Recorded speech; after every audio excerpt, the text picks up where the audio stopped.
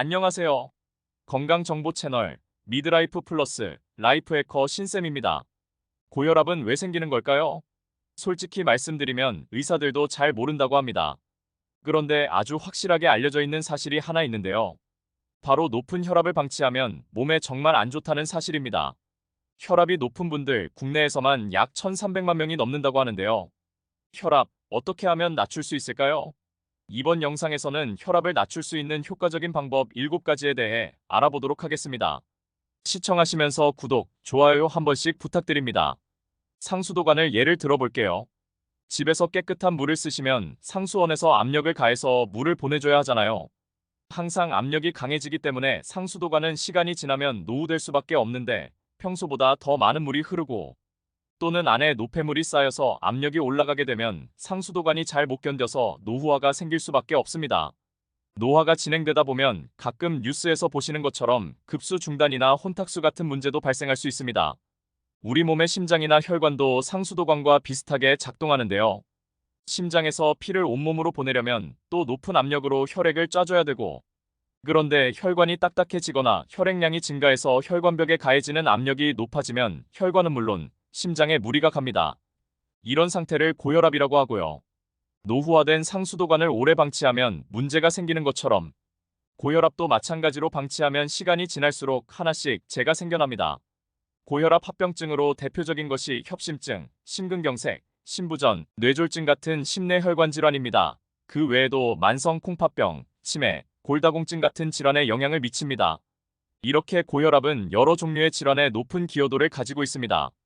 그래서 세계보건기구에 따르면 고혈압은 전 세계 사망을 포함한 질병 부담의 20%를 차지하는 위험인자로 전체 위험인자들 중 무려 1위를 차지하는 담배의 비만, 운동 부족, 스트레스 다 제치고 말이죠. 정부와 많은 전문가들이 혈압 관리의 중요성을 강조하는 이유입니다. 나는 혈압이 높아도 아무 불편한 게 없다. 심근경색, 뇌졸중이 너무 겁주는 거 아니냐고 말하는 분들도 많이 있습니다. 그럴 만도 한게 고혈압은 증상이 없습니다. 그래서 바로 별명이 조용한 살인자라고 합니다. 불편한 게 없으니 굳이 재보지 않으면 혈압이 높다는 걸 알기가 어렵고 높다는 이야기를 듣고도 치료를 망설이는 분들이 많습니다. 혈압이 높은 채로 방치하면 당장 문제가 생기는 게 아니라 오랫동안 혈관에 문제가 누적되다가 나중에 증상이 발생합니다. 그때 치료를 시작하면 이미 혈관은 망가질 대로 망가진 다음인 거죠. 그러니 혈압은 증상이 없어도 정기적으로 재보셔야 합니다. 고혈압은 어느 정도 유전적인 요인도 있습니다. 연구에 따르면 한 30% 정도 기여한다고 하는데 딱 한 가지 원인 유전자가 있으면 그걸 치료하면 좋겠는데 아쉽게도 그렇지는 않다고 합니다. 여러 유전자가 복합적으로 작용하고 생활 습관하고도 상호작용을 한다고 합니다. 연세가 드시면 혈압이 올라가는 건 어쩔 수 없는 부분인데요. 우리나라 60대 성인의 고혈압 유병률이 50%고요. 70대 이상에서는 65%입니다.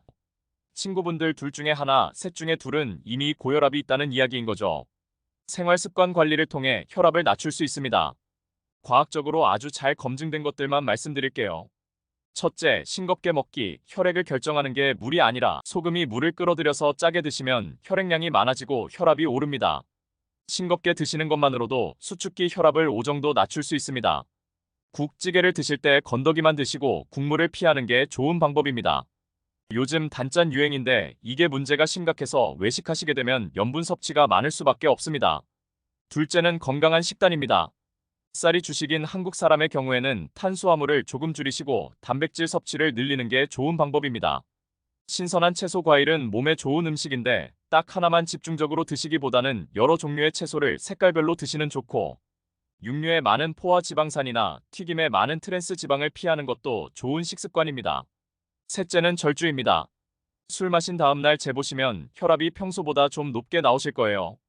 하루 한 잔 와인 한 잔 드시는 거는 고혈압이나 다른 건강에 좋다는 이야기도 있는데요. 우리나라 사람들은 술이 절대 한 잔에서 끝나지 않거든요. 소주 반병 이상은 독약이라고 생각하시고 자제하시는 게 좋겠습니다. 넷째는 건강한 체중 유지입니다. 체중을 5kg 정도 감량 시 수축 혈압을 4에서 5 정도 낮출 수 있습니다.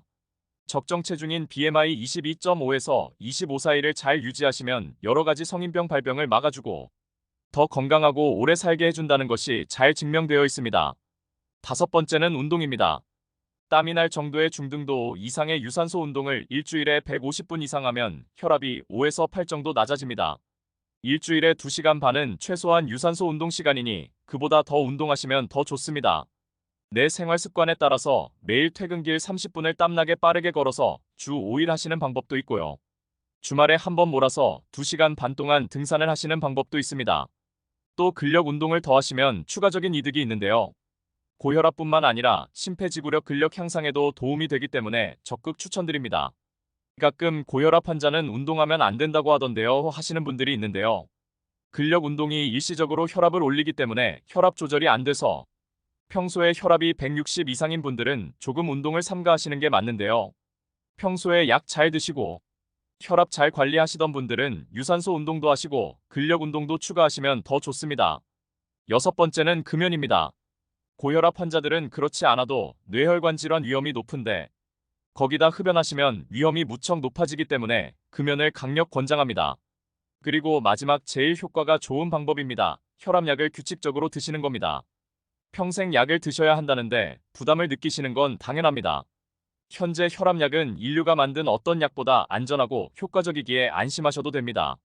전 세계적으로 워낙 많은 사람들이 먹는 약이기 때문에 많은 검증을 통해 부작용이 심한 약들은 이미 퇴출되었고요.